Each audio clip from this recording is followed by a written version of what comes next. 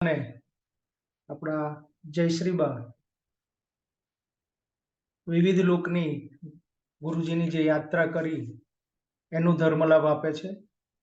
છઠ્ઠી યાત્રા કરાવી આપણને વિદ્યાધર લોકની અને ગઈકાલે 7મો લોક આપણને બતાવ્યો ગંધર્વ લોક. હવે 8મા લોક પ્રત્યે આપણને યાત્રા કરાવશે. જયશ્રીબાને વિનંતી, પધારો, આપનું સ્વાગત છે. જય ભગવાન જયશ્રીબા.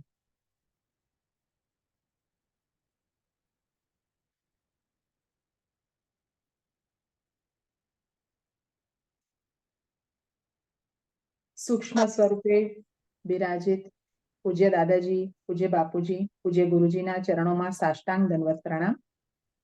वर्ल्ड लाइफ मिशन केंद्र ऑनलाइन केंद्र ना संचालक श्री रिंकल सिंह अनंताचार्य अने विनीताचार्य सर्वने मारा प्रणाम। सर्व वडीलोने अने सौने सहस्ने जय भगवान। श्री सद्गुरुदेव की जय। આજે આપણે વાંચવા જઈ રહ્યા છીએ 8મી લોકાંતર યાત્રા। 7મી લોકાંતર યાત્રા પછી 3 મહિના પછી મને ફરીથી આ તક મળી જ્યારે હું મારી 8મી લોકાંતર યાત્રા કરી શકું। આ વખતે જે પ્રકાશનું કિરણ નીકળ્યું હતું તેનો રંગ સોનેરી હતો। આનાથી હું ખૂબ જ ઉત્સાહિત થઈ ગયો કારણ કે આ સોનેરી રંગનો મતલબ એવો હતો કે મારે આજે સ્વરલોકમાં જવાનું થશે જે ઇન્દ્રનું સ્વર્ગ છે। એક યોગી માટે આ ખૂબ જ સારી તક હોય છે કારણ કે આ દેવતાઓનું સ્વર્ગ છે અને આપણા પૃથ્વી પરના બધા રિલિજનની અંદર અને આપણે ખૂબ જ ઇમ્પોર્ટન્સ હોય છે આ સ્વર્ગની વાતને, એના આઈડિયાને લઈને આપણે બધાને ખૂબ જ એની માટે મહત્વની વસ્તુ છે। એટલે ગુરુજી ખૂબ જ ખુશ હતા અને વિચારતા વિચારતા એમને એમની યાત્રા અહીંયાથી શરૂ કરી। ગુરુજી એવું લખે છે કે તેમને સ્વરલોક વિશે થોડોક આઈડિયા હતો આપણા ભારતીય શાસ્ત્રમાંથી, જેમાંથી એમણે એવું જાણેલું હતું કે એ આખો લોક હલકા ઝાકળવાળા પદાર્થનો બનેલો છે, કંઈ સફેદ પદાર્થનો, જે સોલિડ નથી, જે ઘન નથી અને સૂક્ષ્મ છે। સ્વરલોકને ઉર્ધ્વલોક પણ કહેવાય છે। એ ઉપરનો ઉર્ધ્વલોક છે, ઉપરના લોકનો છે અને એની અંદર ઘણા બીજા નાના મોટા વર્લ્ડ રહે છે। એની અંદર એક છે મહેન્દ્ર સ્વર્ગ, જે ઇન્દ્રનો સ્વર્ગ છે અને ત્યાં સિદ્ધ અને ચારણ અને સિદ્ધદૂત અને વસુ આ બધા પણ ત્યાં રહે છે। એ લોકોના વર્લ્ડ પણ ત્યાં જ છે। ઇન્દ્રના મહેન્દ્ર સ્વર્ગની અંદર છે બીજા દેવતાઓના રહેઠાણ। દેવતાઓના નામ છે મિત્ર, વરુણ, અગ્નિ, વાયુ, સૂર્ય, સોમ, અશ્વિની કુમાર અને બીજા। આવી રીતે ટોટલ 330 મિલિયન અવકાશી જીવો ઇન્દ્રના સ્વર્ગમાં રહે છે। તેના કેપિટલ સિટીનું નામ અમરાવતી છે। તેની સરકમ્ફરન્સ 800 માઇલ છે અને એની ટોપોગ્રાફી એટલે કે એનું ભૌગોલિક સ્થિતિ એવી છે કે જાણે એક નાનો ડુંગર હોય, જેનું જે ટોપ છે એની ઊંચાઈ છે એ લગભગ 40 માઇલ ઊંચી છે। એની ટોચ છે 40 માઇલ ઊંચી છે। ઇન્દ્રનો એસેમ્બલી હોલ અને એનો રહેવાના સ્થાન ખૂબ જ વૈભવશાળી છે, ખૂબ જ ભવ્ય છે। એને સોનાના પિલર છે, સોનાના પલંગ છે, સોનાના સિંહાસન છે અને આ જે મહેલ છે એની ફરતા ખૂબ સુંદર બગીચાઓ છે, ફુવારા છે, પૂલ છે અને સરસ આનંદદાયક સ્થળો છે। ઝાડ તો એટલા બધા ફૂલો છે કે એના ફૂલના વજનથી નમી ગયા છે। ત્યાં સુંદર ફૂલો અને લીલું ઘાસ પણ છે। ઇન્દ્રનો સ્વર્ગ છે એને આનંદ લોક પણ કહેવાય છે, એટલે કે જે આનંદનો લોક છે। ત્યાં આહલાદક અપ્સરાઓના નૃત્ય, ગંધર્વ જેઓ સરસ મ્યુઝિક પ્લે કરે છે। ત્યાંનું વાતાવરણ જે છે તેમાં એક ખૂબ સરસ ખુશ્બુ છે પારિજાતના પુષ્પની અને સંતાનક પુષ્પની, અને એ બધાને રાજી કરી દે, જે ત્યાં રહેતા હોય એ લોકોના મન ખુશ કરી દે એવું છે. ઇન્દ્રના સ્વર્ગમાં બીજા બધા આનંદ લેવાના વજહ પણ છે. જેમ કે ત્યાં છે એક ફળ, કલ્પ વૃક્ષનું ફળ, જે વિશ ફુલફિલિંગ ટ્રી છે, જે આપણી ઈચ્છા પૂરી કરવા વાળું ઝાડ છે. તેમ છતાં, અને બીજું છે સોમરસ, જે દેવતાઓનું ડ્રિંક છે, અમૃત જેવું ડ્રિંક છે.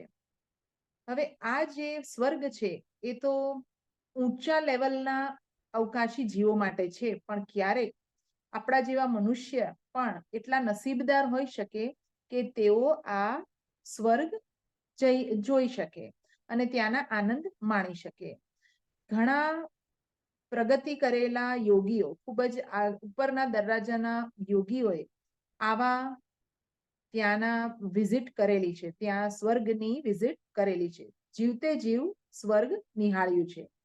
જ્યારે અમુક ધાર્મિક જીવોએ, જેને બહુ બધા પુણ્ય કર્યા હોય, એ મર્યા પછી આ સ્વર્ગમાં રહેવા જાય છે. જેવો હું મારા ડેસ્ટિનેશનની નજીક પહોંચ્યો, મારા લક્ષ્યની નજીક પહોંચ્યો, તો મેં ચાંદી જેવું હિમ જોયું, જે ચમકી રહ્યું હતું, જાણે કે ચંદ્રની કિરણો બરફ ઉપર પડતી હોય એવું લાગતું હતું.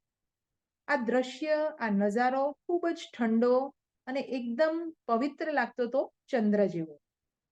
આનાથી મારા હૃદયમાં ખૂબ જ ખુશી થઈ, કારણ કે મને એવી સિગ્નલ મળી ગઈ કે હવે મહેન્દ્ર સ્વર્ગ દૂર નથી. મેં પુરાણમાંથી એવું જાણ્યું હતું કે ઇન્દ્ર એટલે દેવતાઓના રાજા રહે છે અમરાવતી નામના નગરમાં. એટલે મેં અમરાવતીની શોધ કરવાનું ચાલુ કર્યું, જેથી કરીને મારું ઉતરાણ અમરાવતીમાં જ થઈ શકે. થોડેક દૂરથી મેં જોયું કે સ્વરલોકનો દેખાવ એવો હતો, જાણે કે ઝાકળના વાદળાઓ, પણ બ્રાઇટ, ચમકદાર ઝાકળના વાદળા હતા. ત્યાં થોડાક લીલો એરિયા પણ દેખાતો, એટલે મને એવું લાગ્યું કે ત્યાં ઝાડ, પાન, ઘાસ આવું પણ હશે. જેવો હું નજીક પહોંચ્યો એટલે મેં જોયું કે ત્યાં નદી પણ વહે છે, બાજુબાજુમાં નાના નાના ઝરણાઓ બી છે. હવે મને સારી રીતે દેખાવા માંડ્યું કે ત્યાં ખૂબ જ ચમકીલા સ્ફટિકના બિલ્ડિંગ છે. હવે મેં એવું જોયું કે આ લોક જે છે એ બીજા બધા લોક કરતા વધારે ક્લિયર હતો, વધારે સ્પષ્ટ હતો. હું એવું વિચારી શકતો હતો કે વાતાવરણ અહીંયા ધૂળ ના પાર્ટિકલ્સ અહીંયા નથી, કોઈ ડસ્ટ પાર્ટિકલ્સ નથી, એટલે વાતાવરણ એટલું ચોખ્ખું છે જેથી કરીને મને બધું ક્લિયર દેખાય છે. ગુરુજીએ નદીના કિનારા ઉપર એક લીલા સ્થળ ઉપર ઉતરાણ કરવાનું વિચાર્યું. ગુરુજીએ પોતાની ઉતરાણ કરવાની ગતિ ધીમી કરી અને પછી તેઓ નદીના કિનારા ઉપર ઉતર્યા. પણ ગુરુજી એ વાતથી થોડા સરપ્રાઈઝ થયા કે એમના પગ જે છે એ જમીનને અડતા ન હતા. એટલે ગુરુજીને જેવું મહેસૂસ થાય કે ભાઈ આ રેતી છે કે જમીન છે, એવું કંઈ થયું નહીં. ગુરુજીને એમ લાગ્યું કે એમના પગના તળિયા છે એ ફક્ત ઝાકળ જેવા વાદળાની ઉપર પડ્યા છે. હવે ગુરુજી એવું નક્કી નહોતા કરી શકતા કે તેઓ હજી હવામાં તરી રહ્યા છે કે ચાલી રહ્યા છે સફેદ વાદળ ઉપર, શું ચાલી રહ્યું છે. હવે ત્યાં ગુરુત્વાકર્ષણ બળ પણ ખૂબ જ ઓછું હતું, એટલે ગુરુજીને એવું લાગ્યું કે જાણે એમનું શરીર જે છે એ બિલકુલ વજન વગરનું છે. આખો લોક છે એ ખૂબ જ ભવ્ય અને પ્રકાશિત લાગી રહ્યો હતો. એ હતું બીજું એક સરપ્રાઈઝ હતી ગુરુજી માટે ત્યાં ઉતર્યા પછી. ત્યાંના જે ઝાડ હતા એ બધા લીલા તો દેખાતા હતા, પણ પારદર્શક હતા અને એનો કોઈ પડછાયો ન હતો. મેં મારો પોતાનો પડછાયો જોવાની કોશિશ કરી, પણ મને જોવા ના મળ્યો. આખું જે લોક હતો એ જાણે સ્વયં પ્રકાશિત હતું, કારણ કે ત્યાં ન હતો ચંદ્ર, ન હતો સૂર્ય, જેવું આપણને પૃથ્વી પર દેખાય છે. અને અહીંયા ન ઠંડી કે ગરમીનો કોઈ અહેસાસ નહોતો થતો. હવે હું ચાલવા માંડ્યો. ભલે એ હું કઈ ગ્રાઉન્ડ પર નહોતો ચાલતો, પણ હું જાણે વાદળના જાડા લેયર ઉપર ચાલી રહ્યો હતો. હું લીલા દેખાતા વૃક્ષોની તરફ ચાલી રહ્યો હતો.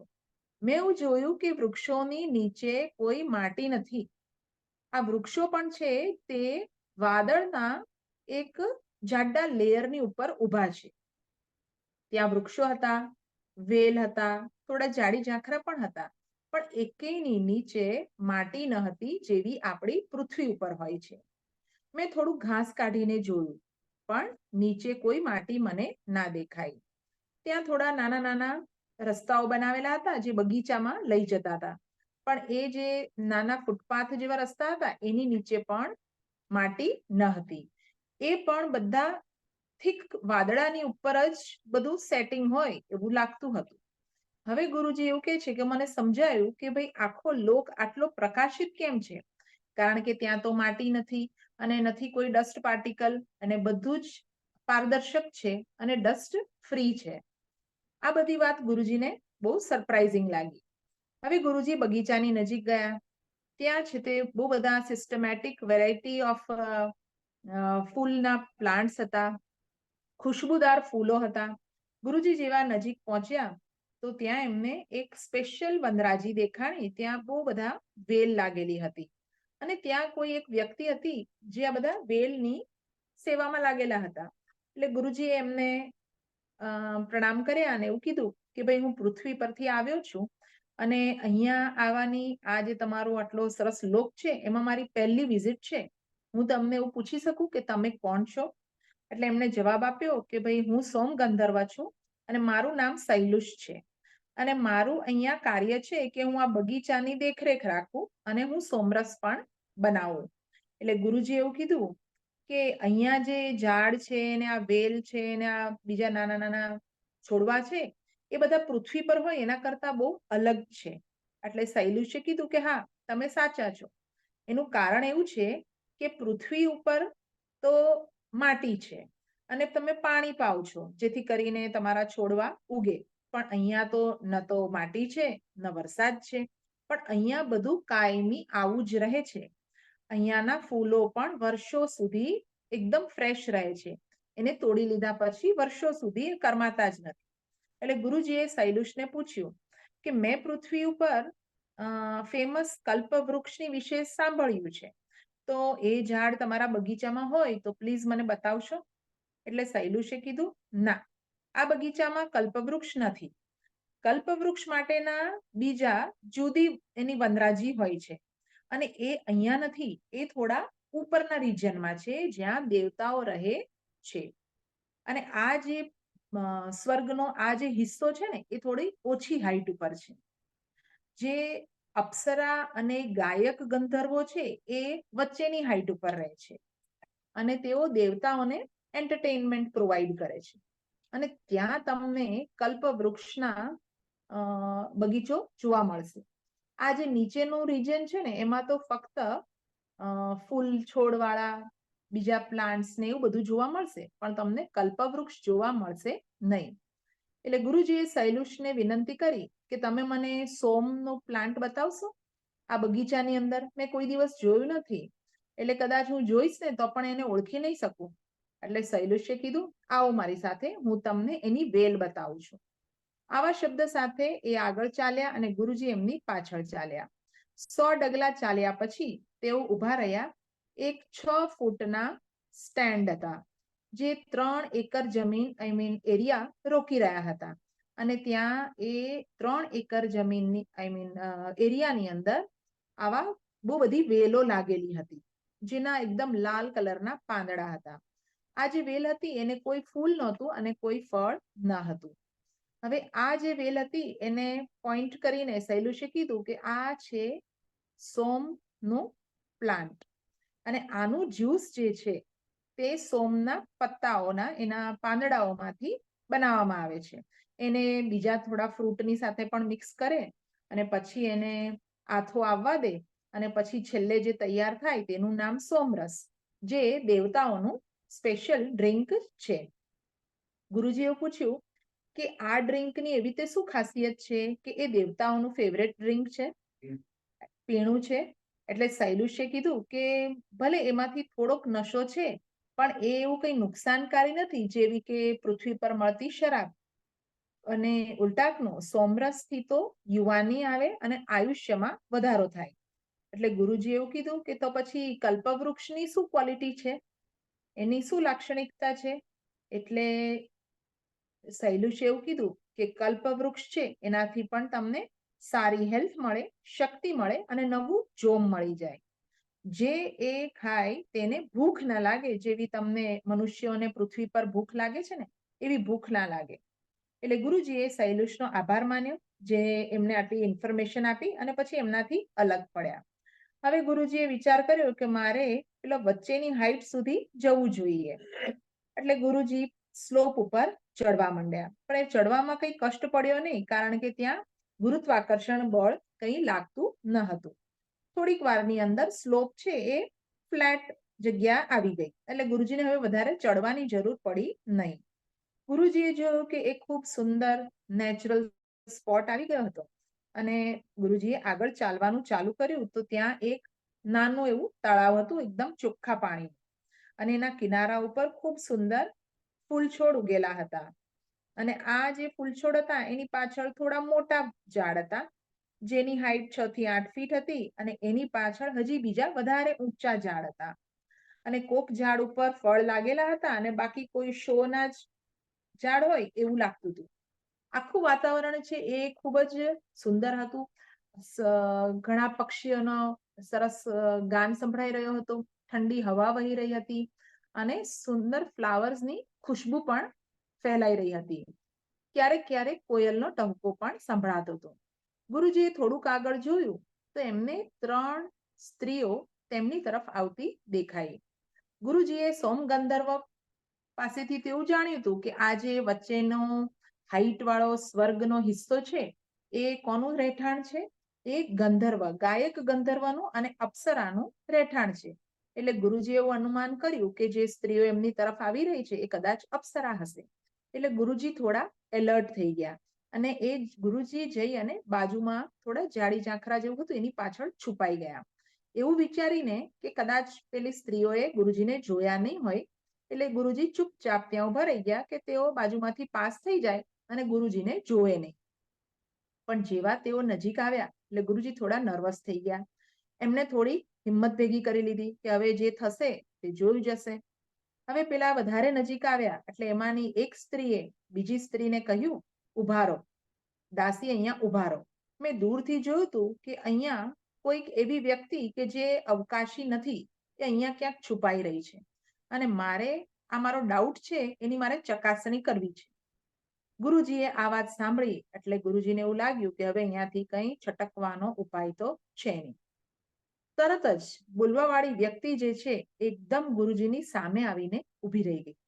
એટલે ગુરુજી એકદમ એને સામે જોઈને ગુરુજીની પણ આંખો ખુલ્લી રહી ગઈ કે આ અચાનક ક્યાંથી આવી. હવે એ સ્ત્રીએ જોરથી ચિલ્લાવીને કીધું, તમે કોણ છો અને તમે ક્યાંથી આવો છો અને તમને અહીંયા શું જોઈએ છે? એનો ઊંચો અવાજ સાંભળીને એની સાથે બીજી 2 સ્ત્રીઓ હતી એ પણ જોડાઈ ગઈ. એની આજુબાજુમાં ઉભા રહી અને એ પણ એની સાથે બોલવા માંડી. ગુરુજીએ પોતાનો સંયમ જાળવી રાખ્યો, કારણ કે એમને દેખાયું કે આ ત્રણેયના મોઢા ઉપર થોડો ગુસ્સો અને નાખુશ છે એવું દેખાઈ રહ્યું છે. એટલે ગુરુજી એકદમ ઠંડા દિમાગથી જવાબ આપ્યો કે ભાઈ, હું પૃથ્વી પરથી આવ્યો છું અને હું યોગી છું, અને હું આ સ્વર્ગનો ખાલી વિઝિટ કરવા આવ્યો છું.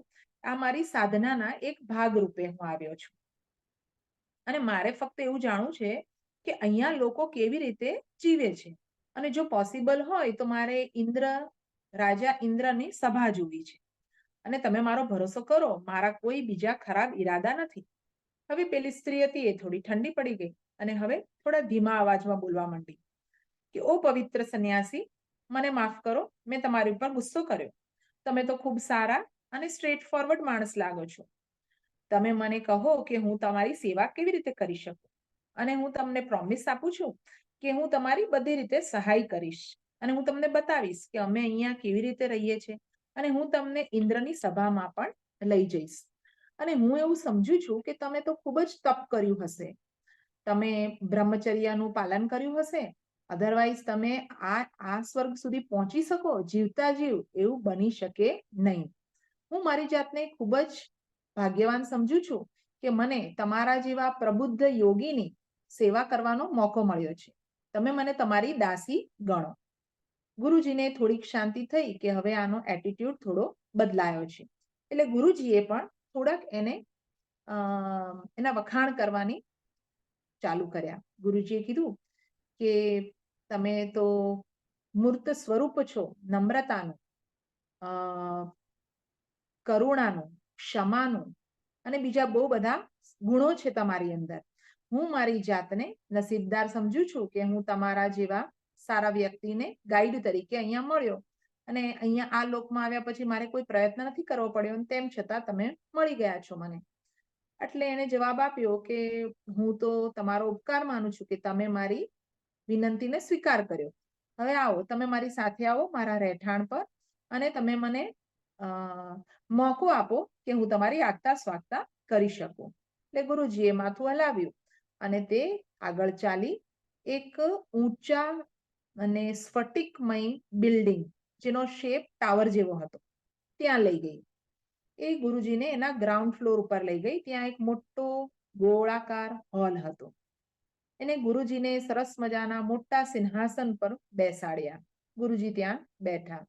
પછી એને પોતાના સાથી હતી, જે એની દાસી હતી, એમની સાથે એને થોડી રિફ્રેશમેન્ટ લાવવા માટે કહ્યું અને બીજી એક જણીને એવું કીધું કે પ્રોગ્રામની તૈયારી કરો ગુરુજીની એન્ટરટેનમેન્ટ માટે. એટલે બે દાસીઓ જે હતી એના ઓર્ડર ફોલો કરવા માટે ત્યાંથી ગઈ. એટલે ગુરુજીને આ બધા પરથી એવું સમજ પડી ગઈ કે આ માલકીન છે અને બીજી બે એની દાસી છે. હવે ફક્ત બે જણા જ હોલમાં રહ્યા. પછી એને એવું કીધું કે તમે અહીંયા ખૂબ જ દૂરનો પ્રવાસ કરીને આ સ્વર્ગ સુધી આવ્યા છો તો તમે તો થાકી ગયા હશો. તો હવે તમે થોડુંક પીણું પીઓ અને તમે રિફ્રેશ થઈ જાઓ અને તમે આ જે પ્રોગ્રામ એન્ટરટેનમેન્ટનો ચાલે એ તમે જુઓ, જેથી કરીને તમારો થાક ઉતરી જાય, તમે રિલેક્સ થઈ જાઓ, જે તમને જરૂરી છે આટલી લાંબી જર્ની કર્યા પછી. પછી આપણે કોઈ પ્લાન બનાવીશું કે જે તમારો પર્પસ છે આ સ્વર્ગને વિઝિટ કરવાનો, એની માટે આપણે જે કરવાનું હશે એની માટેનો પ્લાન આપણે પછી બનાવીએ. એટલે ગુરુજીએ કીધું કે હું તો તમારો ખૂબ આભારી છું કે તમે મને આટલી બધી હેલ્પ કરી રહ્યા છો. હવે આ જ પોઈન્ટ ઉપર જે પહેલી દાસી હતી એ ડ્રિંક લઈને આવી ગઈ, પીણું લઈને આવી ગઈ અને એને પીણું ગુરુજીને ઓફર કર્યું. એટલે આ જે માલકીન હતી એને કીધું કે તમે મને પરમિશન આપો કે હું મારા એપાર્ટમેન્ટમાં થોડીક વાર માટે જઈને આવું, થોડી ફ્રેશ થઈને આવું, થોડીક જ વારમાં આવી જઈશ. એટલા સમય સુધીમાં તમે તમારું પીણું પૂરું કરી દેજો અને મારી આ દાસી છે એ અહીંયા જ રાહ જોશે, હું પાછી આવીશ ત્યાં સુધી. એટલે ગુરુજી કીધું તમે તમારું કામ આગળ કરો, મારી કઈ ચિંતા કરવાની જરૂર નથી. એ ત્યાંથી ગઈ અને ગુરુજીએ એ પીણું છે એ ઘૂંટડે ઘૂંટડે ભરવાનું ચાલુ કર્યું. એ ખૂબ જ ટેસ્ટી હતું. ગુરુજીએ પેલી દાસીને એવું પૂછ્યું કે ભાઈ તમારી માલકીનનું નામ શું છે? એટલે એણે જવાબ આપ્યો કે એક અપ્સરા છે, એનું નામ પ્રમથિની છે. એટલે મેં ફરીથી પૂછ્યું તમારું નામ શું છે? એટલે એણે કીધું મારું નામ શ્વેત રશ્મિ છે અને હું ગંધર્વની કન્યા છું. એટલે ગુરુજીએ કીધું અને તમારી સાથે જે બીજા છે તમારા કમ્પેનિયન એનું નામ શું છે? એટલે એણે કીધું શ્રીમતી. એ પણ ગંધર્વ કન્યા છે, એનું નામ શ્રીમતી છે. હવે આવી રીતે ગુરુજી એની સાથે વાતચીત કરી રહ્યા હતા અને એ પીણું પી રહ્યા હતા. એટલે શ્વેત રશ્મિએ ગુરુજીને એવું પૂછ્યું કે તમને પીણું ભાવ્યું? એટલે ગુરુજી કે ઓ એ તો બહુ સુંદર છે, બહુ વન્ડરફુલ છે. પછી એને કીધું લો થોડું હજી વધારે લો. એમ કરીને એને ગુરુજીના કપની અંદર હજી વધારે પીણું ભરી દીધું, છલકતું થાય એટલું બધું ભરી દીધું. ગુરુજીએ કઈ ના પાડી નહીં, કારણ કે ગુરુજીને પણ એમનો સ્વાદ તો ભાવ્યો હતો. હવે જે બીજી દાસી હતી શ્રીમતી, એ હોલમાં આવી. એની સાથે બીજા અડધો ડઝન ફિમેલ સંગીતકારો બધા હતા. એમના હાથમાં બધા મ્યુઝિકલ ઇન્સ્ટ્રુમેન્ટ હતા અને શ્રીમતીએ જેવો ઇન્સ્ટ્રક્શન આપ્યા એ પ્રમાણે બધાએ ફ્લોર ઉપર પોતપોતાની જગ્યા લઈ લીધી અને સેમી સર્કલ બનાવીને બધા બેસી ગયા અને વચ્ચેની જગ્યા નૃત્ય કરવા માટે ખાલી છોડી. થોડીક જ વારમાં અપ્સરા પ્રમથિની આવી હોલમાં અને ગુરુજીની નજીક આવી. હવે ગુરુજી એનું સૌંદર્ય જોઈને અભિભૂત થઈ ગયા. એને પાતળા વસ્ત્રો પહેરેલા હતા અને ખૂબ જ સુંદર લાગી રહી હતી.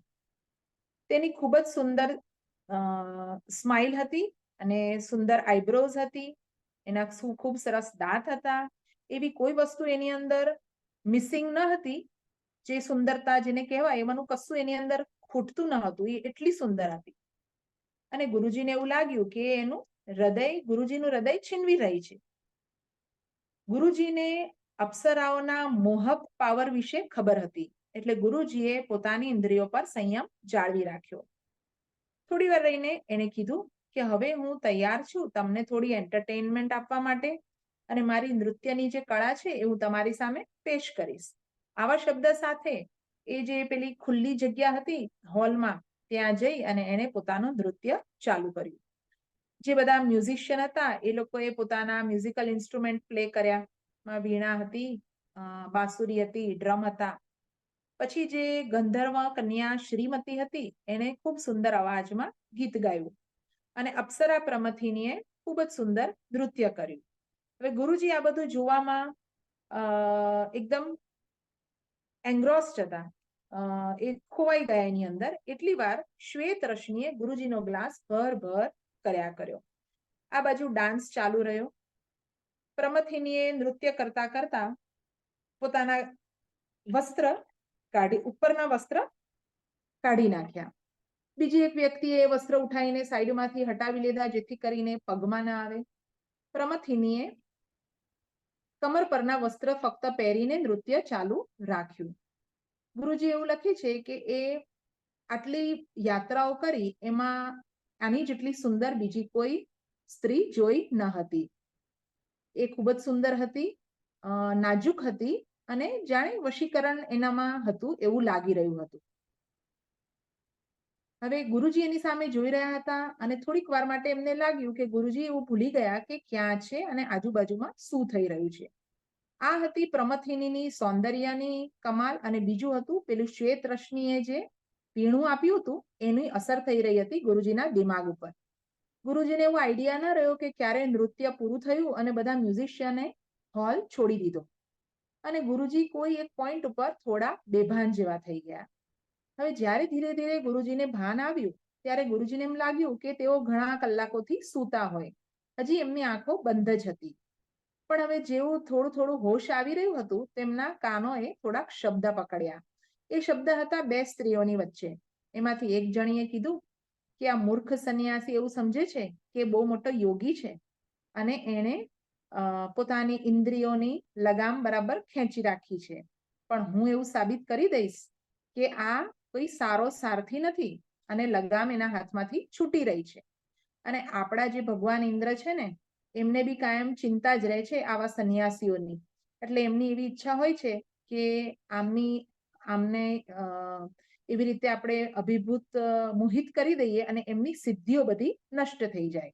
તો આ એક ખૂબ સારી તક છે કે હું આ સન્યાસીને લલચાવું અને ઇન્દ્રની કૃપા મેળવું. એટલે બીજી સ્ત્રીએ કીધું કે ઓ મારી રૂપાળી સહેલી, તમારી પાસે તો આ કલા છે જ તે કે તમે તો કોઈ બી માણસને કે કોઈ સન્યાસીને તમારી આવી મોહક સુંદરતા અને તમારા હાવભાવથી તમે તો કોઈને બી વશીભૂત કરી લો એમ છો.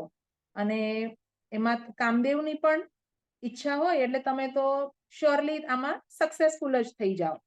હવે ગુરુજીને પૂરું ભાન આવી ગયું હતું. ગુરુજીએ આંખો બંધ જ રાખી, કારણ કે એમને આખી વાત સાંભળવી હતી, કારણ કે એ વાત એમને લગતી હતી. હવે ગુરુજીને અપ્સરાના ઈરાદાની ખબર પડી ગઈ.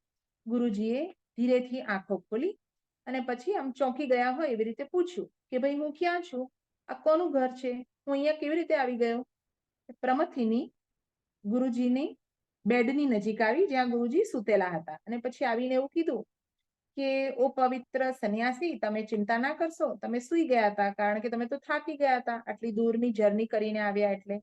અને આ મારું ઘર છે, અને મારા ઘરનો 7મો માળ છે, અને આ રૂમ તમારા માટે છે. તમે અહીંયા આરામ કરો, તમે કમ્ફર્ટેબલ થાઓ અહીંયા, અને અમે તમારું ધ્યાન રાખીશું.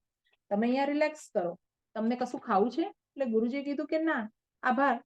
એમ કરીને ગુરુજી બેડ ઉપર બેસી ગયા અને ખુરશીમાં બેઠા. બેડમાંથી ઊભા થઈ ગયા અને ખુરશીમાં બેઠા. એ જ સમયે શ્વેત રશ્મિએ રૂમ છોડી દીધો. કદાચ પ્રમથિનીએ એને ચૂપચાપ ઈશારો કર્યો હતો. હવે રૂમની અંદર ફક્ત પ્રમથિની અને ગુરુજી બાકી રહ્યા. પ્રમથિનીએ દરવાજો બંધ કર્યો અને ગુરુજીની નજીક આવી. એને ગુરુજીનો હાથ પકડી અને થોડાક એવા ઈશારા કર્યા, એવું કીધું કે ભાઈ આ રૂમ તો તમારા ને મારા માટે છે અને હું તમને બધી જ ખુશીઓ આપીશ જેની તમને ઈચ્છા હશે. એવું બધું કહીને એને ગુરુજીના હાથ પકડી અને ખુરશીમાંથી ઊભા કર્યા અને ગુરુજીને આલિંગનમાં લીધા.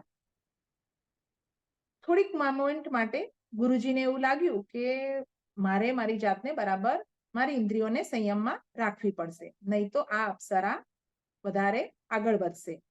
હવે ગુરુજી એકદમ ચૂપ જ રહ્યા અને એને જે એડવાન્સીસ હતી અપ્સરાની એને કંઈ બહુ ભાવ દીધો નહીં.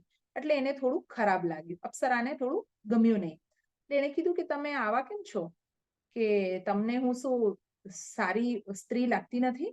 એટલે ગુરુજીને ખબર હતી કે અપ્સરાના ઈરાદા શું છે અને ગુરુજીને એ પણ ખબર હતી કે અપ્સરાની પાસે એવો પાવર છે કે એ માણસને શ્રાપ આપી શકે જો એને ગુસ્સો દેવરાવવામાં આવે તો. એટલે હવે ગુરુજીને એને ઠંડી રાખવાની હતી. એટલે ગુરુજીએ ધીમેથી એવું કીધું કે ના ના ઓ લવિંગ લેડી, હું તમારી ઓફરને ના કેવી રીતે પાડી શકું? તમે તો આમે મારું હૃદય લઈ લીધું છે, હું તો તમારી બધી વાત માનવા તૈયાર જ છું, પણ હું એવું માનું છું કે પહેલા મારે જે અહીંયા આવવાનું પર્પઝ જે છે ને એ મારે પહેલા પૂરો કરી લેવો જોઈએ. મારે આ સ્વર્ગ જોવું છે, મારે ઇન્દ્રની સભા જોવી છે, તો તમે પહેલા મને આ જે મારો ઉદ્દેશ્ય છે ને એ પૂરું કરવાની માં મને હેલ્પ કરો. પહેલા આપણે પહેલા જઈને આ કામ કરીએ, પછી આપણે મોજ મજા કરીશું. એટલે એને કીધું કે ઓ સંન્યાસી, હું એવું પ્રપોઝ કરું છું કે આપણે પહેલા થોડોક ટાઈમ સાથે વિતાવીએ, આપણે આત્મીયતા કેળવીએ.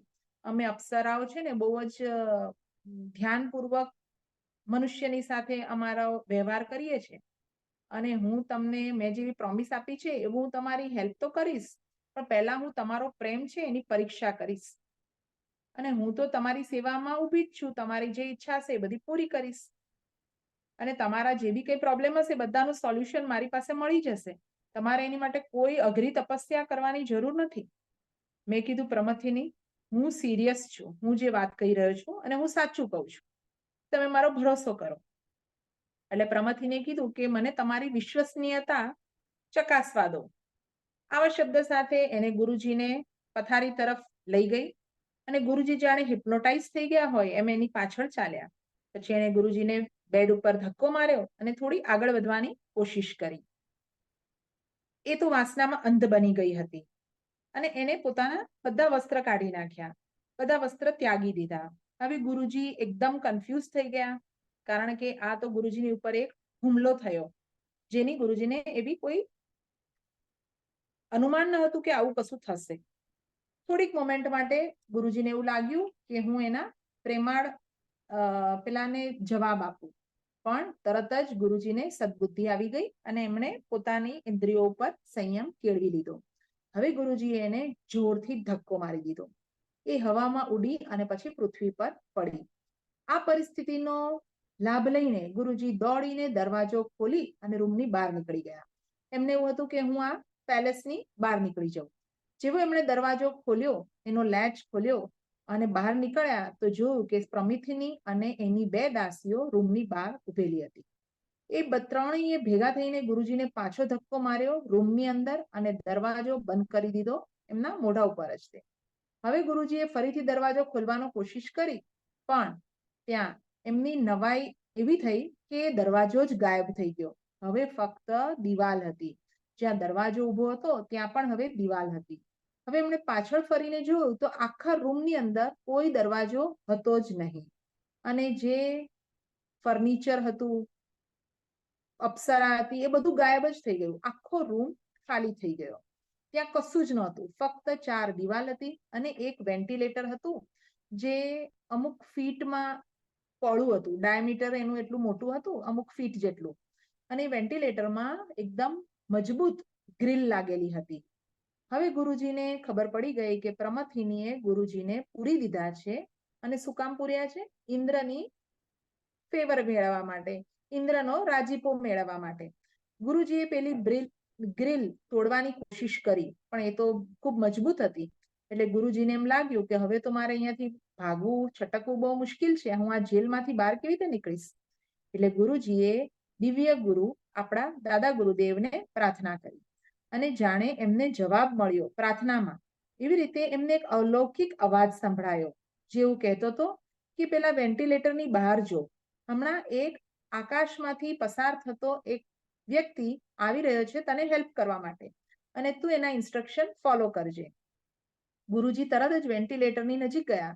પછી એમણે આકાશમાં જોયું તો એક મોટું પક્ષી ઉડતું આમના આજે એક સ્ફટિક ટાવરની અંદર હતા એની તરફ આવી રહ્યું હતું, અને થોડીક જ વારમાં એ બિલકુલ વેન્ટિલેટરની નજીક આવી ગયું. અને આ જે પક્ષી હતું એનું શરીર મનુષ્ય શરીર જેવું હતું, પણ અને સાથે એને 2 પાંખ પણ હતી બંને બાજુએ. હવે એણે એવું કીધું કે ઓ સંન્યાસી, મારા સિદ્ધ માસ્ટરે મોકલ્યો છે મને તમને અહીંથી બહાર કાઢવા માટે. ચાલો આવો, જલ્દી કરો અને તમે મારી સાથે આવી જાઓ. એટલે ગુરુજીએ કીધું કે હું તો તૈયાર જ છું, પણ આ વેન્ટિલેટર જે છે એ મારે બહાર નીકળવાની ફક્ત એક જ જગ્યા છે અને હું એની ગ્રીલ તોડી શકતો નથી, તો હું શું કરું? એટલે એ જે પક્ષી આવ્યું હતું એને કીધું તમે ચિંતા ના કરશો, હું એને હમણાં જ કાઢી નાખું છું. આવા શબ્દ સાથે એણે પેલી ગ્રીલ કાઢી નાખી અને એને ખેંચીને બહાર કાઢી. પછી એને ગુરુજીને ઇન્સ્ટ્રક્શન આપ્યા કે તમે મારા ખંભા ઉપર બેસી જાઓ. ગુરુજીને કંઈ વેઇટ લાગ્યું નહીં અને ગુરુજી એ જગ્યાએથી બહાર આવી ગયા. પેલું જે ઓપનિંગ બની ગયું હતું એની અંદરથી બહાર આવ્યા અને આ જે પક્ષી મોટું આવ્યું હતું એના ખંભા ઉપર બેસી ગયા. પછી એણે એવું કીધું કે આપણે ઉતાવળ કરવી પડશે, કારણ કે અપ્સરા છે ને એ આપણી પાછળ આવવાના પૂરા ચાન્સ છે. કેટલો સમય છે? આપણી પાસે કેટલો સમય છે? અત્યારે અડધું ચેપ્ટર પૂરું થઈ રહ્યું છે. આપણે અડધું જ આજે વાંચવાના હોય તો અહીંયા જ સ્ટોપ કરી દો.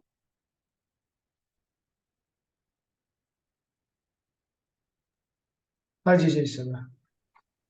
જી આ 20 પેજનું છે ને આ ચેપ્ટર? હા, 20 પેજનું છે. ઓકે, 10 ઓકે થઈ ગયા ને? અડધું થઈ ગયું ને? જી અડધું થઈ ગયું. અડધું આવતીકાલે લઈશું. ખૂબ સરસ. ભલે.